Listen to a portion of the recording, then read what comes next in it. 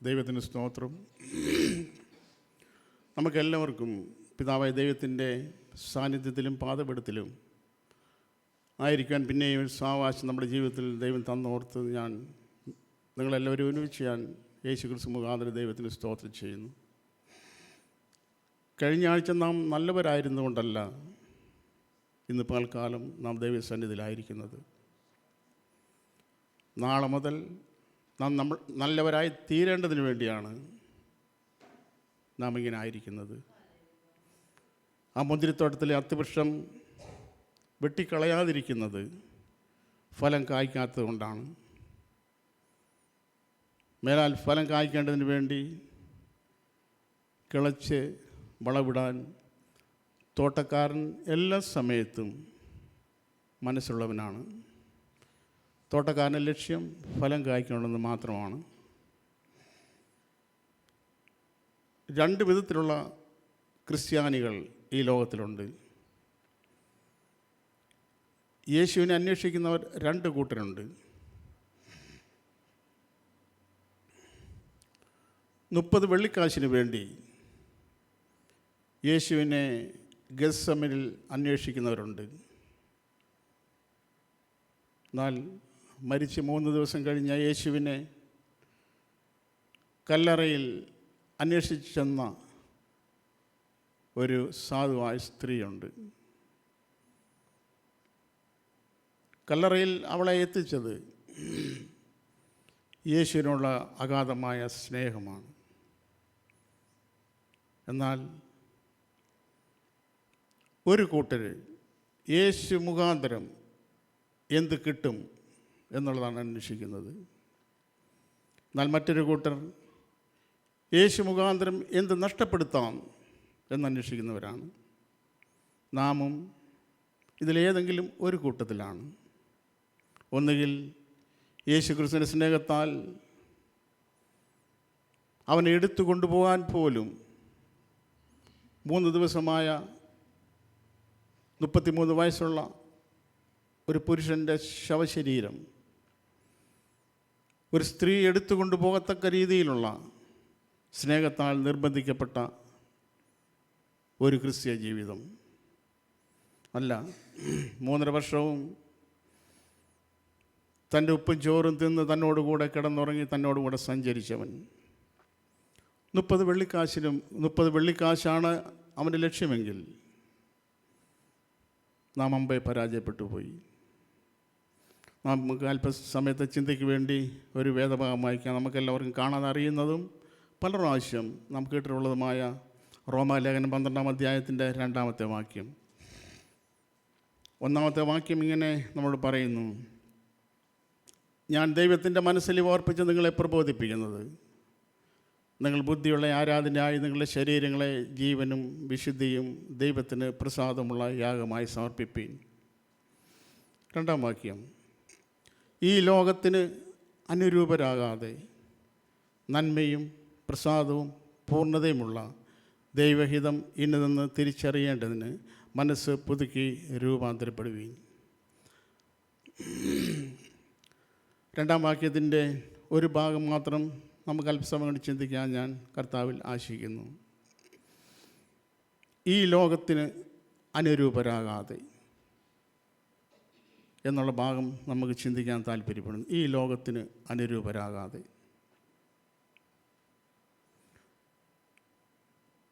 നാം ഈ ലോകത്തിന് അനുരൂപരാകുന്നുണ്ടോ? അതോ ഈ ലോകത്തിൽ നിന്ന് നാം വേർപെടുന്നുണ്ടോ? പെന്തക്കോസ്ത് പ്രസ്ഥാനം നമ്മുടെ മലയാളക്കരയിൽ വേരോട്ടം തുടങ്ങിയിരുന്ന സമയത്ത് വേർപാട് എന്ന ഒരു ശബ്ദം അതിൻ്റേതായ അർത്ഥത്തിൽ അതിൻ്റേതായ ശക്തിയോടെ കേൾക്കാനുണ്ടായിരുന്നു. എന്നാൽ ഇന്ന് വേർപാട് എന്നുള്ള ഒരു വാക്ക് തന്നെ ക്രിസ്തീയ പ്രസംഗ പീഠങ്ങളിൽ നിന്ന് ഏകദേശം കാണാനില്ലാതെ അപ്രത്യക്ഷമായിക്കൊണ്ടിരിക്കുന്നു. ഇവിടെ അപ്പോസ്തലനായ പൗലോസിൽ കൂടെ ദൈവത്തിൻ്റെ പരിശുദ്ധാത്മാവ് പറഞ്ഞിരിക്കുന്നത്, നിങ്ങൾ വേർപെട്ടവരായിരിക്കണം,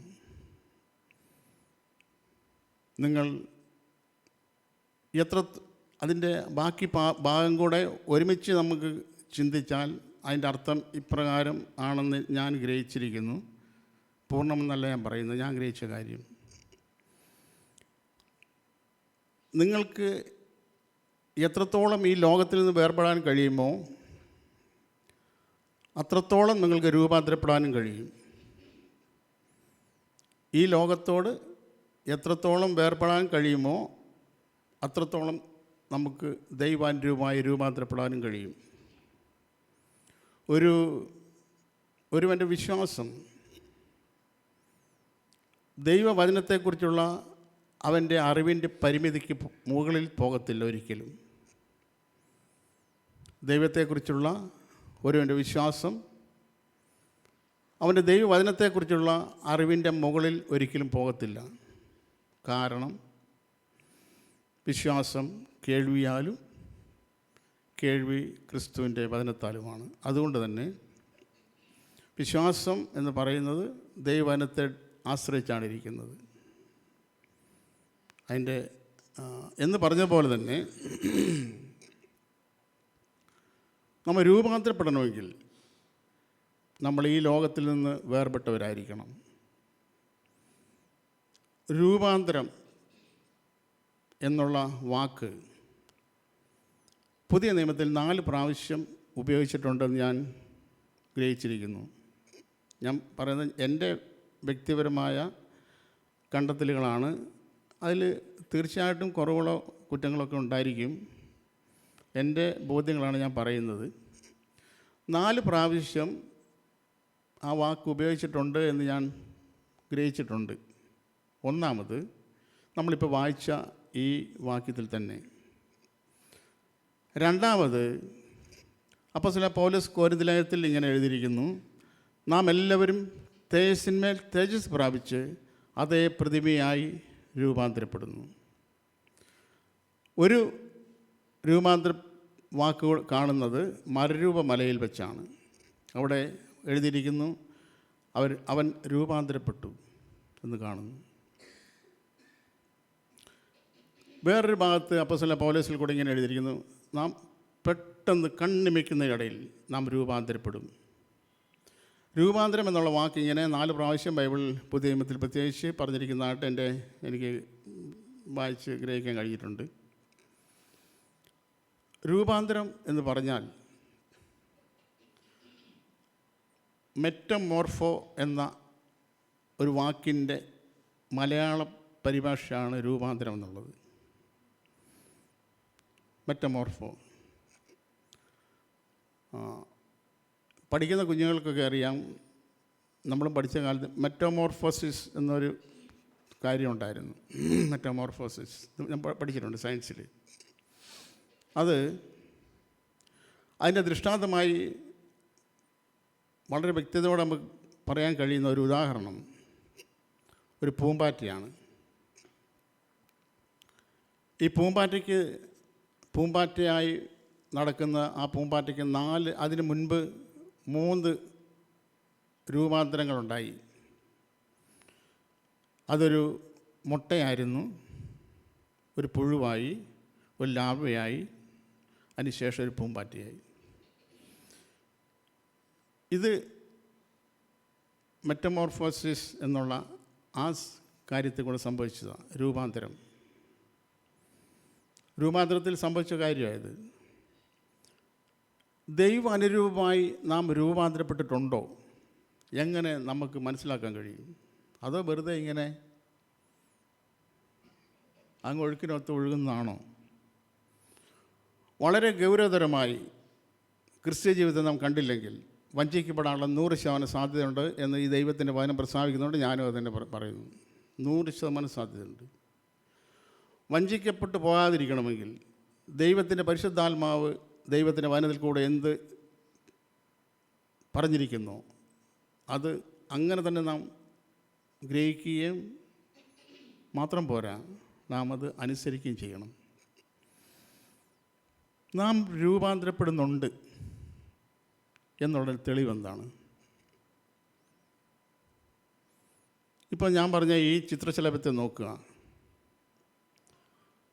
ഒരു കുറച്ച് കാലത്തിൻ്റെ അപ്പുറത്ത് ഈ ചിത്രശലഭമായി നടക്കുന്ന ഈ സാധനം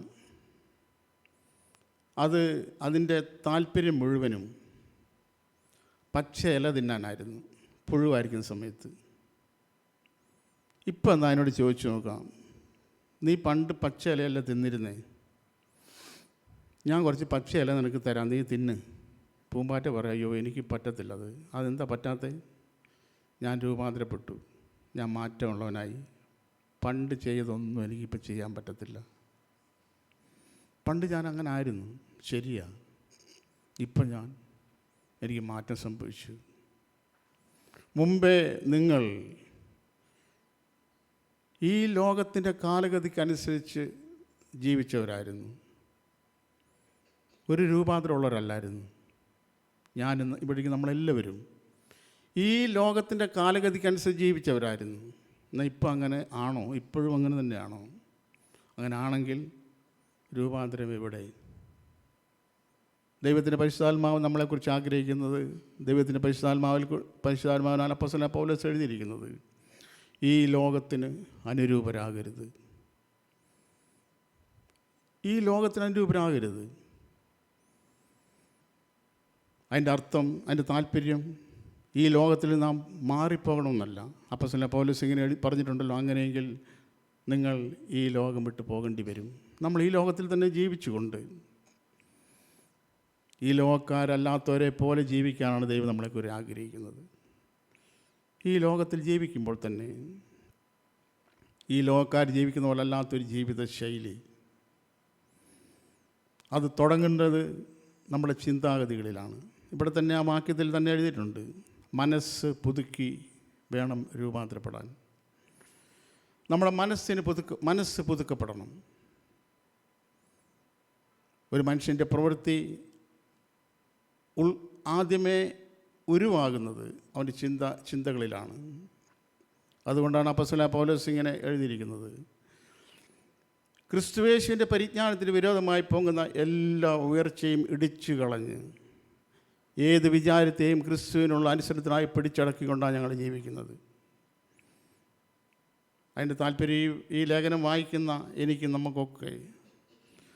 നമുക്കെല്ലാവർക്കും യേശു ക്രിസ്തുവിൻ്റെ പരിജ്ഞാനത്തിന് വിരോധമായി പൊങ്ങുന്ന ഒരു ഉയർച്ച നമ്മുടെ ഉള്ളിലുണ്ട്, നമ്മുടെ എല്ലാവരുടെയും ഉള്ളിലുണ്ട്. ഞാൻ പലപ്പോഴും നിങ്ങളെക്കാൾ ഒക്കെ അധികമായിട്ട് എൻ്റെ ഉള്ളിലുണ്ട്, ഞാൻ കണ്ടിട്ടുണ്ട് പ്രിയമുള്ളവരെ. ആ ഉയർച്ച ഈ പരിജ്ഞാനത്തിന് വിരോധമായി പൊങ്ങുന്ന, യേശുവിൻ്റെ സ്വഭാവത്തിന് വിരോധമായി പൊങ്ങുന്ന, ദൈവ പദ്ധതിക്ക് വിരോധമായി പൊങ്ങുന്ന ഉയർച്ച, അതിടിച്ചു കളയുന്നു. ഏത് വിചാരത്തെയും ക്രിസ്തു യേശുവിന്റെ അനുസരണ പിടിച്ചടക്കുന്നു. ഇത് സംഭവിക്കുന്നത് നമ്മുടെ ചിന്തകളിലാണ്, നമ്മുടെ വിചാരങ്ങളിലാണ്. അതുകൊണ്ടാണ് പറഞ്ഞത്, ഏത് വിചാരത്തെയും ക്രിസ്തു യേശുവിനെ പിടിച്ചടക്കുന്നു. ഈ രണ്ടാം വാക്യത്തെ നമ്മൾ വായിച്ചത്, ഈ ലോകത്തിന് അനുരൂപരാകരുത്. നമ്മുടെ ചിന്താഗതികളിൽ മാറ്റം വന്നിട്ടുണ്ടോ? നാം ഈ ലോകത്ത് ജീവിക്കുന്നു, ഈ കാലഘട്ടത്തിൽ എല്ലാ വിധത്തിലും ഭയങ്കര സ്ട്രെസ്, ഭയങ്കര പ്രഷറുള്ള, ഭയങ്കര ഞെരുക്കമുള്ള, എല്ലാ കാര്യത്തിലും എല്ലാ വിധത്തിലും വളരെ ഞെരുക്കമുള്ള ഒരു കാലഘട്ടമാണ് ഇപ്പം, എല്ലാ വിധത്തിലും. ഈ കാലഘട്ടത്തിൽ നമുക്ക് രൂപാന്തരം സംഭവിച്ചിട്ടുണ്ടോ? ഈ കാലഗതിക്കനുസരിച്ച് ആണോ നമ്മളിപ്പോഴും ചിന്തിക്കുന്നത്? പഴയ നിയമത്തിൽ രണ്ട് വ്യക്തികളെ നമുക്ക് ചിന്തിക്കാം ഒരു നിമിഷം. അബ്രഹാം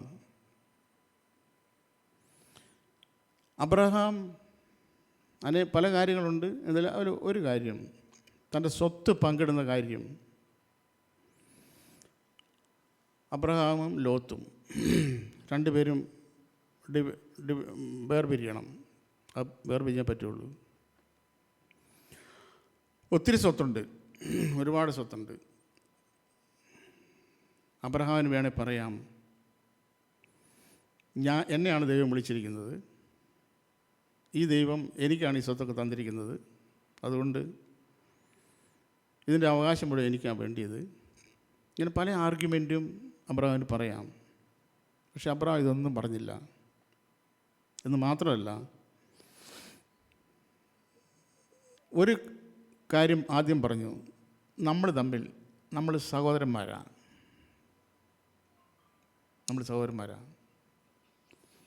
അതുകൊണ്ട് നമ്മൾ തമ്മിൽ ശണ്ട പാടില്ല. അപ്പോൾ അങ്ങനെ ഒരു കാര്യം ചെയ്യാം, നീ ഇടത്തോട്ടാണ്, ഞാൻ വലത്തോട്ട് പോകണം. നീ കിഴക്കോട്ടാണ്, ഞാൻ പടിഞ്ഞാറോട്ട് തിരിയാം. എന്ന് മാത്രമല്ല, നിനക്ക് വേണ്ടതൊക്കെ ഏതാണോ എന്താണോ നിനക്ക് വേണ്ടത് അത് മുഴുവൻ നീ ആദ്യം എടുത്തോളുക. പിന്നെ നിനക്ക് വേണ്ടാത്ത വല്ലതും ഉണ്ടെങ്കിൽ, അങ്ങ് ബൈബിളിൽ അങ്ങനെ എഴുതിയിട്ടുണ്ട്, അത് എൻ്റെ ഭാവന എന്ന് പറയുന്നത്, നീ അവശേഷിപ്പിക്കുന്ന എന്തെങ്കിലും ഉണ്ടെങ്കിൽ അത് ഞാൻ എടുത്തോളാം. ലോത്ത് നീരോട്ടമുള്ള സ്ഥലമെല്ലാം നോക്കി ഇതൊക്കെ എനിക്ക് വേണമെന്ന് പറഞ്ഞു. യോർദാൻ്റെ തീരം, കുഴപ്പമില്ല. മറുത്തൊരക്ഷരം പോലും അബ്രഹാം പറഞ്ഞില്ല. പക്ഷെ ഒരു കാര്യം സംഭവിച്ചു. ആ ഭാഗം വർഷങ്ങൾക്ക് മുൻപ് വായിച്ച് ഗ്രഹിച്ചപ്പോൾ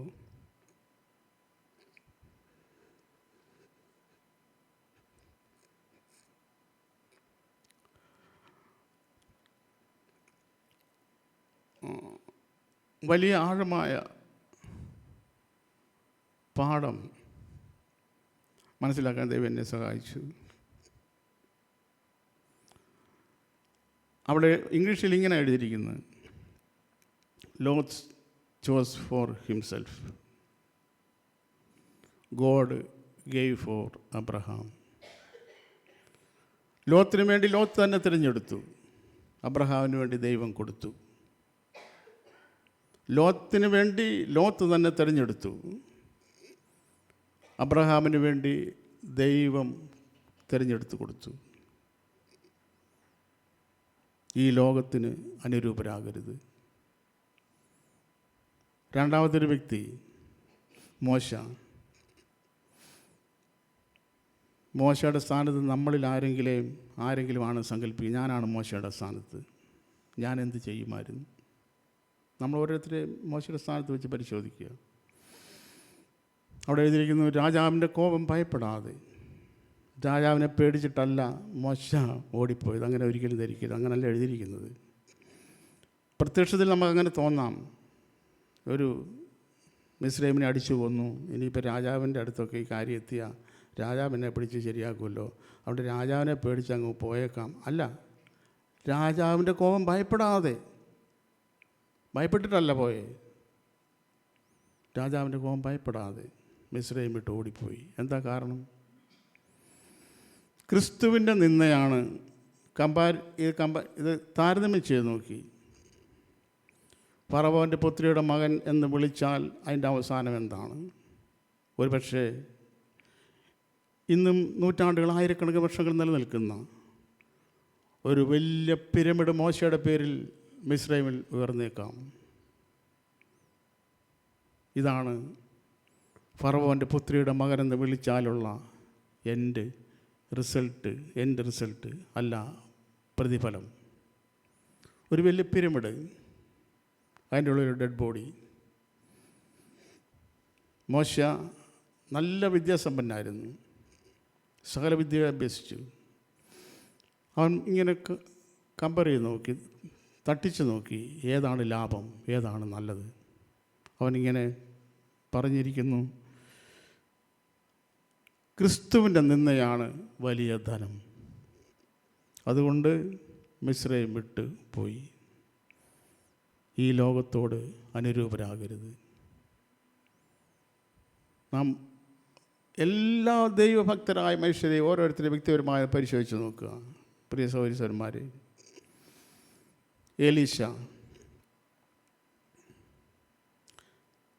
എലീശയുടെ ഭൃത്യനായ ഗേഹസി, എലീശയ്ക്ക് ഒരുപാട് നയമാൻ കൊണ്ടുവന്നു. കിൻഡൽ കണക്കിന് സ്വർണവും വെള്ളി എല്ലാം കൊണ്ടുവന്നു. അത് നയമാൻ്റെ ഇത് ഒന്നും ആരും മേടിച്ചില്ല, എലീശ മേടിച്ചില്ല.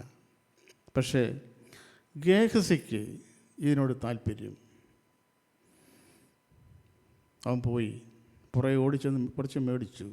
തിരിച്ചു വന്നപ്പോൾ എലീശ ചോദിക്കുന്നൊരു ചോദ്യമുണ്ട്. പൊന്ന്, വെള്ളി, ആടുമാടുകൾ, തോട്ടം, ഇതെല്ലാം സമ്പാദിക്കാൻ ഇതാണോ സമയം? ഞാൻ അപ്പം കാലങ്ങൾക്ക് മുമ്പ് വായിച്ചപ്പം എന്നെ അത്ഭുതപ്പെടുത്തി പ്രിയ സഹോദരന്മാർ. കാരണം ഒരു പഴയ നിയമഭക്തനാണ് ചോദിക്കുന്നത്, ഇതാണോ അതിനുള്ള സമയം? അങ്ങനെയെങ്കിൽ ക്രിസ്തുവിന് മുൻപുള്ള ഒരു ദൈവഭക്തനാണ് ചോദിക്കുന്നത്, ഇതാണോ അതിൻ്റെ സമയമാണോ? ഇപ്പോൾ അതിനാണോ സമയം? അതിനു വേണ്ടിയാണോ നിന്നെ വിളിച്ചിരിക്കുന്നത്? അതിനു വേണ്ടിയാണോ നീ എന്നെ ഫോളോ ചെയ്യുന്നത്? അങ്ങനെയാണെങ്കിൽ ഇന്ന് യേശു കർത്താവ് നമ്മളോട് ചോദിക്കാനുള്ള ചോദ്യവും, നീ ഇതെല്ലാമാണോ അന്വേഷിക്കുന്നത്? അതോ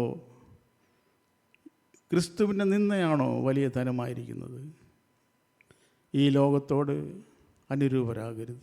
ഈ ലോകത്ത് അനുരൂപരാകാതെ നന്മയും പ്രസാദപ്പുണ്ടെന്നുള്ള ദൈവത്തിൻ്റെ ഹിതം എന്താണ്? എന്നെക്കുറിച്ചുള്ള ദൈവത്തിൻ്റെ ഹിതം ദൈവത്തിൻ്റെ ഈ പ്രപഞ്ചത്തിലുള്ള ഹിതമല്ല. അത് ഉണ്ട്, ശരി.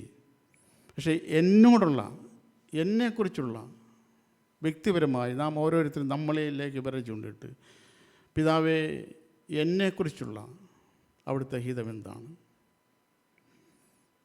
എന്നെക്കുറിച്ചുള്ള ദൈവഹിതം എന്താണ്? അത് ഇന്നത്തേക്കാൾ കുറച്ചുകൂടെ സാമ്പത്തിക സൗകര്യമുള്ളവനായി, കുറച്ചുകൂടെ പേരും പ്രശസ്തിയുള്ളവനായിട്ട് ഈ ലോകത്ത് ജീവിക്കാനാണോ? അല്ല. ഒരു പേരുമില്ലെങ്കിലും ഒരു പേരുമില്ല. ഭക്തന്മാർ പാടിയിട്ടുണ്ട് സൗരസന്മാർ. അപ്പോൾ ഞാൻ അങ്ങനത്തെ പാട്ട് പാടാൻ താല്പര്യമൊന്നുമില്ല. എന്നാലും എൻ്റെ ഉള്ളിൽ വന്ന ഒരു 2 വരി പാട്ട് മാത്രം ഞാൻ പാടുന്നു. അന്യൻ പരദേശിയെന്നെൻ്റെ മേലെഴുത്തെന്നാലും സർവവും എൻ്റേതല്ലോ. എൻ്റെ പേര് അന്യനും പരദേശിയും എന്നാണ്. ഞാൻ ഇവിടുത്തുകാരനല്ല.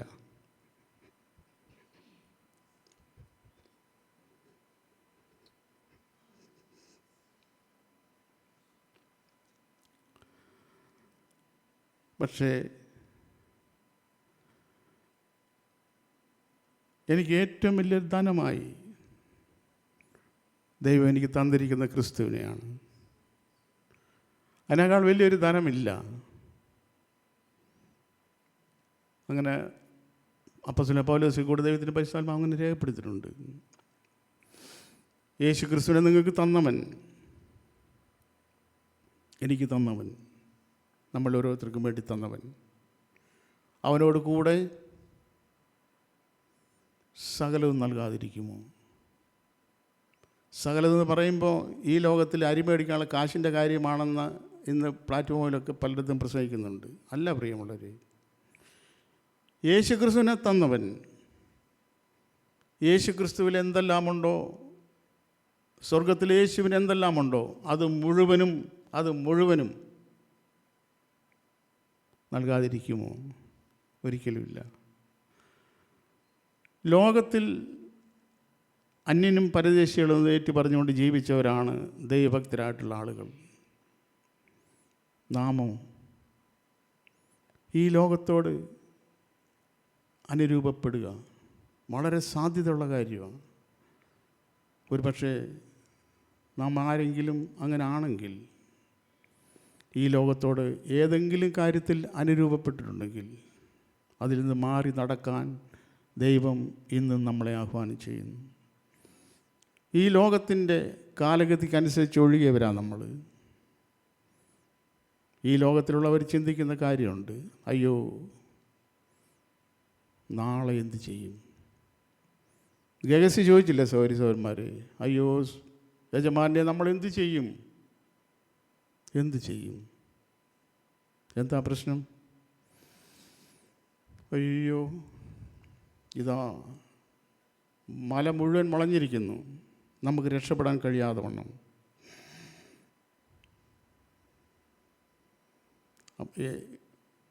പ്രവാചകൻ പറഞ്ഞൊരു കാര്യമുണ്ട്. ഗേഹസിയോടൊന്നും പറഞ്ഞില്ല, ദൈവത്തോട് പറഞ്ഞു, യഹോവേ, ഇവൻ കാണത്തക്ക രീതിയിൽ ഇവൻ്റെ കണ്ണ് തുറക്കണം. അപ്പോൾ ഒരു കാര്യം കണ്ടു. അഗ്നിരഥമായ രഥങ്ങളും അശ്വങ്ങളും കൊണ്ട് മല മുഴുവൻ നിറഞ്ഞിരിക്കുന്നത് ഇവൻ്റെ പ്രാർത്ഥനയാൽ ഈ ഗേഹസിക്കും കാണാൻ കഴിഞ്ഞു. ഈ രണ്ട് കാഴ്ചകൾ, ഈ രണ്ട് കാഴ്ചപ്പാടുകൾ സൗരസന്മാർ നമ്മുടെ ഉള്ളിലും ഇന്നും ഉണ്ട്. ഒന്നുകിൽ നാം അരാം സൈന്യത്തെ കാണുന്നു, അല്ലെങ്കിൽ ദൈവത്തിൻ്റെ സൈന്യത്തെ കാണുന്നു. നാം ആരെ കാണുന്നു? നാം ആരെ കാണുന്നു?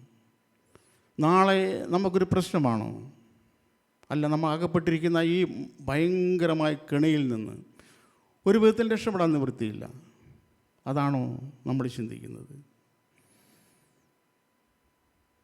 ആ മിസ്രൈമിൽ നിന്ന് വെടിക്കപ്പെട്ട ഇസ്രായേൽ ജനം ചെങ്കടൽ തീരത്ത് വന്നു. മോശയ്ക്ക് വേണമെങ്കിൽ ഇന്നത്തെ സൗദി അറേബ്യയിലേക്ക് വഴിയാണോ പോകേണ്ടത്? മോശയ്ക്ക് വേണമെങ്കിൽ ഈ ചെങ്കടലിൽ കൂടെ അല്ലാതെ വേറെ കരവഴിയായിട്ട് പോകാൻ മോശയ്ക്ക് അറിയാൻ വഴിയൊന്നുമില്ല. ഭൂമിശാസ്ത്രം നല്ലോണം അറിയാം മോശയ്ക്ക്. പക്ഷേ ഒരു വിധത്തിലും രക്ഷപ്പെടാൻ കഴിയത്തില്ല എന്ന സാഹചര്യത്തിൽ നിന്ന് ഒരു വഴി ഉണ്ടാക്കി ആ വഴി അതിലേക്കൂടെ തന്നെ നടത്താൻ ദൈവത്തിന് കഴിയും. നമ്മുടെ പ്രശ്നങ്ങൾ എത്ര സങ്കീർണമായിരുന്നാലും, എത്ര സങ്കീർണമായ പ്രശ്നങ്ങളിലാണ് നാം അകപ്പെട്ടിരിക്കുന്നതെങ്കിലും അവിടെ ഒരു വഴി തുറക്കാൻ ദൈവത്തിന് കഴിയും. ഒരു വഴി ഓപ്പൺ ചെയ്യാൻ ദൈവത്തിന് കഴിയും. തീർച്ചയായും നാളെ എന്നുള്ളൊരു ആകുലത എൻ്റെയും ഇവിടേക്ക് നമ്മുടെ എല്ലാവരുടെയും ഹൃദയത്തിൽ ഉണ്ടാകാൻ സാധ്യതയുണ്ട്. അതുകൊണ്ടാണ് യേശു പറഞ്ഞത്, എന്ത് തിന്നും എന്ത് ഉടുക്കും എന്ന് എന്ത് തിന്നുമെന്ന് ശരീരത്തിനായിക്കൊണ്ടും, അല്ല, എന്ത് തിന്നുമെന്ന് ജീവനായിക്കൊണ്ടും എന്തൊടുക്കുമെന്ന് ശരീരത്തിനായിക്കൊണ്ട് ചിന്തിക്കരുത്. യേശു അങ്ങനെ വെറുതെ ഒരു ടൈം സ്പെൻഡിങ്ങിന് വേണ്ടി പറഞ്ഞതല്ല, വേറൊന്നും പറയാനില്ലാത്തതുകൊണ്ട് പറഞ്ഞതുമല്ല. യേശുവിൻ്റെ കാലം മുതൽ യേശുവിൻ്റെ മടങ്ങി വരെയുള്ള കാലഘട്ടത്തിൽ ജീവിക്കുന്ന ദൈവമക്കളായിരിക്കുന്നവർക്ക് പോലും ഇതിനുള്ള സാധ്യതയുണ്ട്. എന്ത് തിന്നും, എന്ത് കുടിക്കും, എങ്ങനെ രക്ഷപ്പെടും, എങ്ങനെ മുന്നോട്ട് പോകും, എങ്ങനെ ആ ഒരു കാര്യം ചിന്തിക്കുന്നില്ല എന്നല്ല, ഈ ലോകത്തിലുള്ള മനുഷ്യരെല്ലാവരും ചിന്തിക്കുന്നുണ്ട്. യേശു അങ്ങനെ പറഞ്ഞത്. ഇതെല്ലാം ലോകത്തിലുള്ള മനുഷ്യരാണ് ഇതൊക്കെ അന്വേഷിക്കുന്നത്. നിങ്ങൾക്കോ ഒരു പിതാവ് സ്വർഗത്തിലുണ്ട്, അവൻ ഇത് കരുതിക്കൊള്ളും.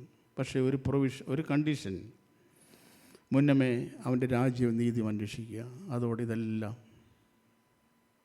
എന്ന് പറഞ്ഞാൽ ഇന്ന് പ്രസംഗിക്കുന്ന പോലല്ല ഈ പറഞ്ഞിരിക്കുന്നത്. എന്താ പറഞ്ഞിരിക്കുന്നത്? രണ്ട് കാര്യം പറഞ്ഞിട്ടുണ്ട്: ഉണ്ണാനും ഉടുക്കാനും ഉള്ളത്. അതെ, ഈ ഉണ്ണാനും ഉടുക്കാനും ഒരു സ്ഥലം വേണമല്ലോ. അതിൻ്റേതായ ഓരോരുത്തരുടെ യോഗ്യമായൊരു സ്ഥലവും അത് കർത്താവ് പറഞ്ഞിട്ടില്ല. പക്ഷേ നമുക്ക് ഒരു അനുമാനത്തിൽ നിന്ന് ഞാൻ പറയുന്നതാണ്. എന്തായാലും ഉണ്ണാനും ഉടുക്കാനും ഉള്ളതെല്ലാം നമ്മൾക്ക് വേണ്ടി കരുതുന്നൊരു പിതാവ് സ്വർഗത്തിലുണ്ട്.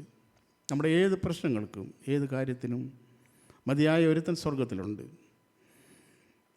നാം ഈ ലോകത്തിന് അനുരൂപരാകരുത്, ഈ ലോകത്തോട് അനുരൂപരാകരുത്.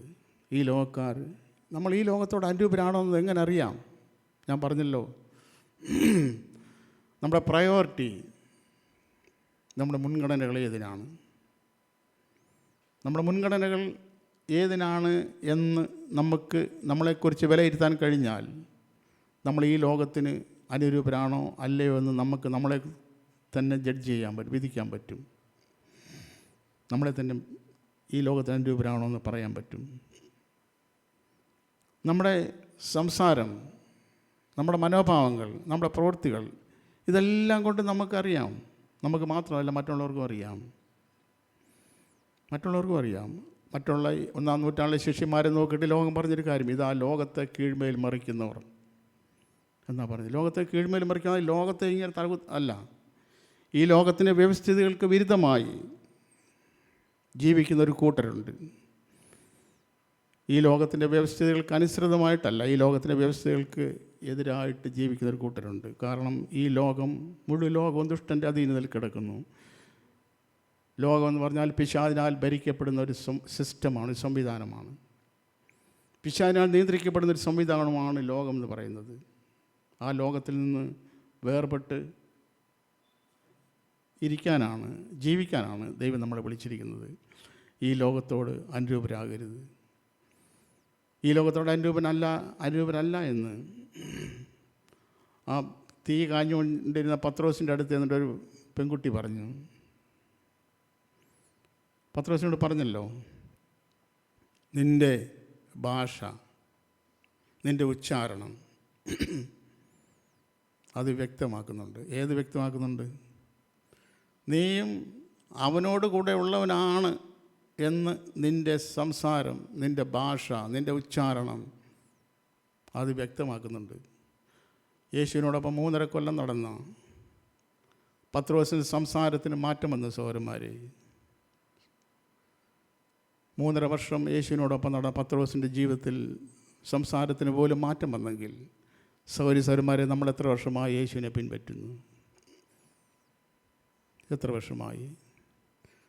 നമ്മുടെ സംസാരങ്ങളിൽ നിന്നും മനോഭാവങ്ങൾ, നമ്മുടെ ചിന്തകൾ എല്ലാം ഈ ലോകത്തിന് അനുരൂപമായിട്ടാണ് ഇന്നുമെങ്കിൽ നാം യേശുവുമായിട്ട് എത്രയോ അകലം വിട്ടാണ് യേശുവിനെ അനുഗമിക്കുന്നത്. നമുക്കിനി മുതൽ കർത്താവിനെ വളരെ അടുത്ത്, കർത്താവുമായിട്ട് ഒന്നായി ചേർന്ന് നടക്കാനുള്ള ഒരു ത്വര, ഒരു ആഗ്രഹം, അത് ഒരു അടങ്ങാത്തൊരാഗ്രഹം, വേറൊരാഗ്രഹമല്ല.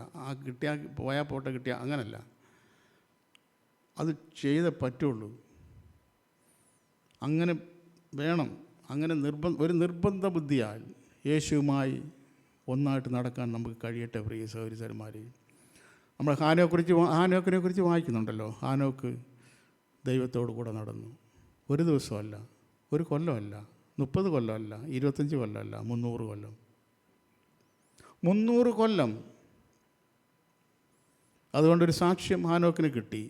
ഞാൻ ദൈവവചനത്തിൽ വളരെ അത്ഭുതകരമായി എനിക്ക് തോന്നിയിട്ടുണ്ട്. ഞാൻ പലപ്പോഴും എന്നെക്കുറിച്ച് പറഞ്ഞിട്ടുണ്ട്.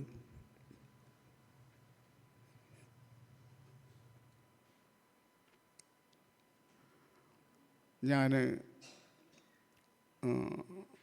ഒരു പുകഴ്ചയ്ക്ക് വേണ്ടി പറയുന്നതല്ല, പറഞ്ഞപ്പം പറയാം സഹോദരന്മാരെ. ഞാൻ പല സന്ദർഭങ്ങളിലും ഞാൻ ഈ ഹാനോക്കിൻ്റെ പേരെടുത്ത് എൻ്റെ പ്രാർത്ഥനയിൽ ഞാൻ കർത്താവേ, ഹാനോക്ക് എടുക്കപ്പെടുന്നതിൻ്റെ സാക്ഷ്യം പ്രാപിച്ചു, ദൈവത്തെ പ്രസാദിപ്പിച്ചു എന്ന്. കർത്താവേ, എനിക്കും അങ്ങനൊരു സാക്ഷ്യത്തോടു കൂടി ഈ ലോകത്തിൽ നിന്ന് മാറിപ്പോകുവാൻ എന്നെ സഹായിക്കണേ കർത്താവേ. ദൈവത്തെ പ്രസാദിപ്പിച്ചു എന്ന് അവൻ എടുക്കപ്പെടുന്നതിന് മുൻപേ സാക്ഷ്യം പ്രാപിച്ചു. സഹോദരന്മാരെ, നമ്മുടെ ലക്ഷ്യം അതായിരിക്കട്ടെ, കർത്താവിനോട് കൂടെ നടക്കുക എന്നുള്ളതായിരിക്കട്ടെ. 300 വർഷം ഹാനോക്ക് ദൈവത്തോട് കൂടെ നടന്നു. ദൈവത്തോട് കൂടെ നടക്കുക എന്ന് പറഞ്ഞാൽ എന്താണ് അതിൻ്റെ താല്പര്യം? അതിൻ്റെ പ്രാക്ടിക്കൽ സൈഡ് എന്താ? പ്രാക്ടിക്കൽ സൈഡ് ഇതാണ് പ്രിയമുള്ളവരെ. ഹാനോക്കിൻ്റെ മനോഭാവം ദൈവത്തിൻ്റെ മനോഭാവമായി മാറി. ഹാനോക്കിൻ്റെ ചിന്തകൾ ദൈവത്തിൻ്റെ ചിന്തകളായി. ഹാനോക്കിൻ്റെ കാഴ്ചപ്പാടുകൾ ദൈവത്തിൻ്റെ കാഴ്ചപ്പാടുകളായി.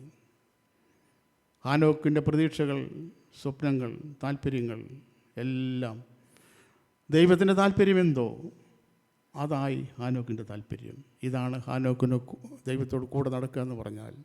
അതുകൊണ്ട് നമ്മളും ഓരോരുത്തരും കർത്താവിനോട് കൂടെ നടക്കുക എന്ന് പറഞ്ഞാൽ അതിൽ കുറഞ്ഞതൊന്നുമല്ല. കർത്താവിൻ്റെ മനോഭാവം എന്താണ്? കർത്താവിൻ്റെ ആ താല്പര്യം എന്താണ്? കർത്താവ് എങ്ങനെയാണ് ഈ കാര്യത്തിനോട് പ്രതികരിക്കുന്നത്? കർത്താവ് എന്താണ് ഈ കാര്യത്തിന് ഉത്തരം പറയുന്നത്? കർത്താവ് എന്താണ് ഈ കാര്യത്തിൽ ചെയ്യുന്നത്?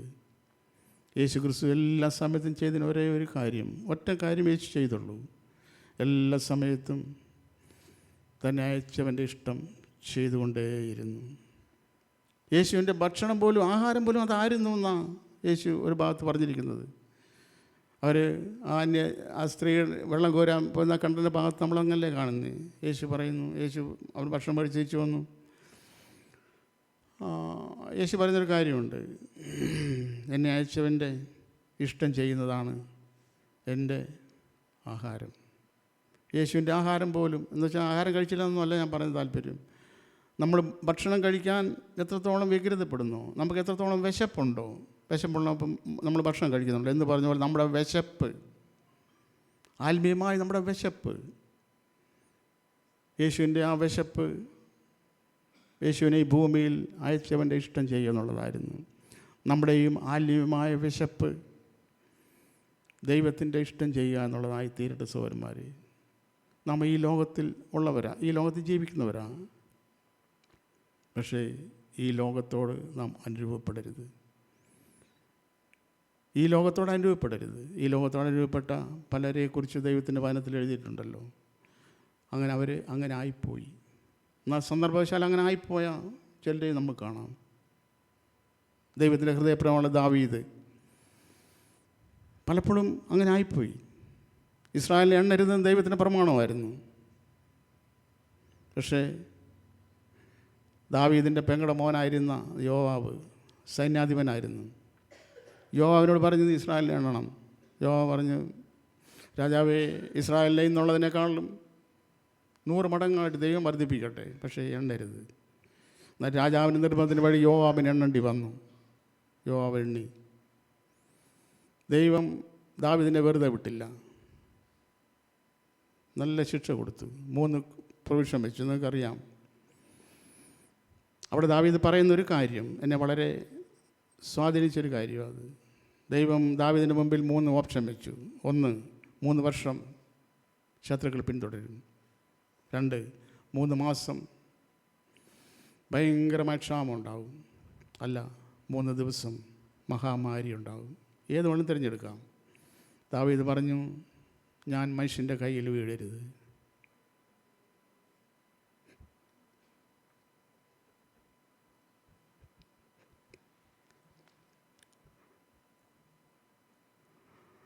ഞാൻ ദൈവത്തിൻ്റെ കയ്യിൽ തന്നെ വീഴട്ടെ. കാരണം അവൻ മഹാദയാലുവാണ്. മനുഷ്യനോട് ദയ കാണിക്കത്തില്ല. എന്നാൽ സ്വർഗത്തിലെ എൻ്റെ അപ്പൻ എന്നോട് ദയുള്ളവനാണ്. അതുകൊണ്ട് സന്ദർഭവശാൽ എപ്പോഴെങ്കിലും ഈ ലോകത്തോട് അനുരൂപരായി പോയിട്ടുണ്ടെങ്കിൽ